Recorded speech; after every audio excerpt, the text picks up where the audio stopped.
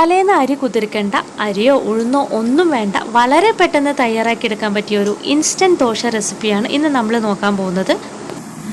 ബ്രേക്ക്ഫാസ്റ്റിന് ദോശ കഴിക്കാൻ ഇഷ്ടമില്ലാത്തവർ പോലും ഈ ഒരു ദോശ കഴിച്ചു നോക്കും. അത്രയ്ക്കും സോഫ്റ്റാണ്, നല്ല പഞ്ഞി പോലെ ഇരിക്കും, അതിലുപരി നല്ല ടേസ്റ്റുമാണ്. ചിക്കൻ കറിയുടെയോ എഗ് റോസ്റ്റ്, സാമ്പാർ ഏതിൻ്റെ കൂടെ നല്ല ബെസ്റ്റ് കോമ്പിനേഷനാണ്. അപ്പോൾ നമുക്ക് വീഡിയോയിലോട്ട് പോകാം. Okay, then welcome back to my channel hot style by MunnaSadiq. അപ്പം നമ്മുടെ ഈ ഒരു സോഫ്റ്റ് ദോശ ഉണ്ടാക്കാൻ വേണ്ടിയിട്ട് ഞാനിവിടെ റവയാണ് എടുക്കുന്നത്. 3 കപ്പ് റവയാണ് എടുത്തിട്ടുള്ളത്. അപ്പോൾ റവ എടുക്കുമ്പോൾ നിങ്ങൾക്ക് വേണമെങ്കിൽ വറുത്തതോ അല്ലെങ്കിൽ വറുക്കാത്തതോ ഏത് റവ വേണമെങ്കിലും എടുക്കാം. ഇന്ന തന്നെ എടുക്കണം എന്ന് നിർബന്ധമൊന്നുമില്ല. അപ്പം ഓരോരുത്തരുടെ അളവിനനുസരിച്ച് നമുക്ക് റവ എടുക്കാം. ഇനി ഇത് ഞാനൊരു മിക്സിയുടെ ജാറിലേക്ക് ഇട്ട് കൊടുക്കുകയാണ്. ഞാനിവിടെ 3 കപ്പ് റവയുടെ അളവിനാണ് കേട്ടോ ഈ ഒരു ദോശമാവ് റെഡിയാക്കുന്നത്. അപ്പോൾ റവ ചേർത്തതിന് ശേഷം അടുത്തതായിട്ട് മൈദയാണ് ഞാനിതിലേക്ക് ആഡ് ചെയ്ത് കൊടുക്കുന്നത്. ഒരു 3 ടേബിൾ സ്പൂണോളം മൈദ ചേർക്കുന്നുണ്ട്. അപ്പോൾ മൈദക്ക് പകരം നിങ്ങൾക്ക് വേണമെങ്കിൽ ഗോതമ്പ് പൊടി ചേർക്കാവുന്നതാണ്. ഒരു കുഴപ്പമില്ല, ടേസ്റ്റിനൊന്നും ഒരു വ്യത്യാസം ഉണ്ടാവില്ല. അടുത്തതായിട്ട് 1 ടേബിൾ സ്പൂൺ ഇൻസ്റ്റൻറ്റ് ഈസ്റ്റാണ് ആഡ് ചെയ്ത് കൊടുക്കുന്നത്. അപ്പോൾ നിങ്ങൾ ആക്റ്റീവ് ഡ്രൈ ഈസ്റ്റാണ് ആഡ് ചെയ്യുന്നതെന്നുണ്ടെങ്കിൽ ഇളം ചൂടുവെള്ളത്തിൽ കലക്കിയതിന് ശേഷം വേണം ആഡ് ചെയ്ത് കൊടുക്കാൻ. നെക്സ്റ്റ് 1 ടേബിൾ സ്പൂൺ ഷുഗറും കൂടി ആഡ് ചെയ്ത് കൊടുക്കുകയാണ്. നമ്മളെ ഈസ്റ്റ് ഒന്ന് ആക്റ്റീവായി കിട്ടാൻ വളരെ നല്ലതാണിത്. പിന്നെ ആവശ്യത്തിന് ഉപ്പ് ചേർത്ത് കൊടുക്കുക. എന്നിട്ട് നന്നായിട്ട് മിക്സ് ചെയ്ത് കൊടുക്കുക. ഇനി ഇത് ബ്ലെൻഡ് ചെയ്യാൻ ആവശ്യമായിട്ടുള്ള വെള്ളം ചേർത്ത് കൊടുക്കുക. നമ്മളിതിൽ ഈസ്റ്റ് ചേർത്തുകൊണ്ട് തന്നെ ഇളം ചൂടുവെള്ളം ചേർത്ത് കൊടുക്കണം. അതും ഒരുപാട് ചൂട് പാടില്ല, ഈസ്റ്റ് ആക്റ്റീവായി കിട്ടത്തില്ല. അപ്പം നമ്മൾ ജസ്റ്റ് ഒന്ന് കൈവച്ച് നോക്കിയാൽ നമുക്ക് സഹിക്കാൻ പറ്റുന്ന ലെവലിലുള്ള ഒരു മീഡിയം ചൂട് അത്രേ പറ്റുള്ളൂ, ഒരുപാട് ചൂട് പാടില്ല.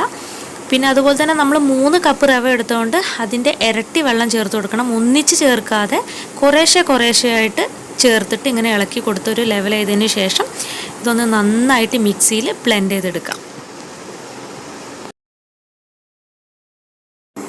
അപ്പം നല്ല ഫൈൻ പേസ്റ്റായിട്ട് അടിച്ചെടുത്തിട്ടുണ്ട്. ഇനി ഇതൊരു ബൗളിലേക്ക് മാറ്റി കൊടുക്കാം.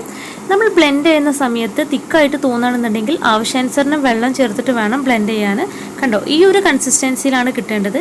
നമ്മൾ കോരി ഒഴിക്കുന്ന ആ ഒരു ലെവലിൽ നമുക്ക് കിട്ടണം. കണ്ടോ, ഓവർ തിക്കാവാനും പാടില്ല, എന്നാലും ലൂസ് ആവാനും പാടില്ല. ഈ ഒരു കൺസിസ്റ്റൻസിയിൽ കിട്ടിക്കഴിഞ്ഞാൽ നല്ല പെർഫെക്റ്റ് ആയിട്ടുള്ള ദോശ റെഡിയാക്കാം. ഇനി ഇതൊരു അരമണിക്കൂർ റെസ്റ്റ് ചെയ്യാൻ വെക്കാം, മാവ് പുളിച്ച് വരാൻ വേണ്ടിയിട്ടാണ്. അപ്പോൾ നമ്മുടെ മാവ് റെഡി ആയിട്ടുണ്ട്. ഇനി നമുക്ക് ദോശ ചുട്ടെടുക്കാം. ഒരു പാന് വെച്ചു. ചൂടായി വരുന്ന സമയത്ത് ഒരു കയ്യിൽ ഇതിൻ്റെ നടുവിലേക്ക് ഒഴിച്ചു കൊടുക്കുക. എന്നിട്ട് ഇതിൻ്റെ നടുവിൽ മാത്രം ഒന്നിങ്ങനെ പരത്തി കൊടുക്കുക. മൊത്തത്തിൽ പരത്തി കൊടുക്കരുത്, നമ്മൾ ചെറിയ കുട്ടി ദോശയാണല്ലോ ഉണ്ടാക്കുന്നത്. അപ്പോൾ നടുവിൽ മാത്രം പരത്തി കൊടുത്താൽ മതി. അപ്പം തന്നെ ഇതിൻ്റെ ചുറ്റിലും കണ്ടോ ഇങ്ങനെ കുത്തുകൾ വരുന്ന കാണാം, ചെറിയ ബബിൾസൊക്കെ ആയിട്ട്. ഇങ്ങനെ വരണം, എന്നാലേ നല്ല പെർഫെക്റ്റ് ആയിട്ടുള്ള ദോശ കിട്ടുകയുള്ളൂ. ഈ ഒരു സമയത്ത് നമുക്ക് ഇത് മൂടി വെച്ച് കൊടുക്കാം. അപ്പോൾ ഇതിൻ്റെ മുകളിലും ഒന്ന് വെന്ത് കിട്ടും, അതിന് വേണ്ടിയിട്ടാണ്. അതുപോലെ തന്നെ നമ്മളിത് മീഡിയം ഫ്ലെയിമിലിട്ടിട്ട് വേണം ഈ ദോശ റെഡിയാക്കാൻ. നമ്മൾ ഹൈ ഫ്ലെയിമിലിട്ട് ദോശ ചുട്ടെടുത്താൽ പെട്ടെന്ന് തന്നെ അടി കരിഞ്ഞു പോവും, നല്ല പെർഫെക്റ്റ് ആയിട്ടുള്ള ദോശ കിട്ടത്തില്ല. അപ്പോൾ അത് പ്രത്യേകം ശ്രദ്ധിക്കുക. ഇത്രയേ ഉള്ളൂ, വളരെ സിമ്പിളാണ്. നല്ല സോഫ്റ്റ് ആയിട്ടുള്ള കുട്ടി ദോശ റെഡി. അടുത്തും കൂടി ഒഴിച്ചു കൊടുക്കാം. ഈ ഒരു ദോശ ചുട്ടെടുക്കാൻ ഒട്ടും ഓയിൽ വേണ്ട, ജസ്റ്റ് പാനൊന്ന് ചൂടായാൽ മാത്രം മതി. ഒരുപാട് ദോശ ഇങ്ങനെ ചുട്ടെടുക്കാം.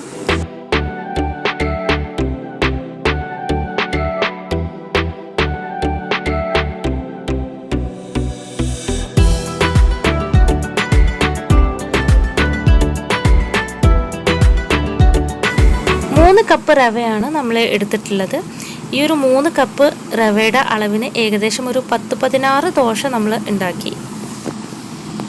കണ്ടോ, അത് കയ്യിലെടുക്കുമ്പോൾ തന്നെ നമുക്ക് മനസ്സിലാക്കാം എത്രത്തോളം സോഫ്റ്റ് ആണെന്നുള്ളത്. അപ്പോൾ എല്ലാവരും ഒന്ന് ട്രൈ ചെയ്ത് നോക്കാം, നിങ്ങളുടെ ഫീഡ്ബാക്ക് അറിയിക്കുക. അടുത്തൊരു വീഡിയോയിലൂടെ പുതിയൊരു വെറൈറ്റി റെസിപ്പിയായിട്ട് കാണുന്നതുവരെ thanks for watching. Bye by.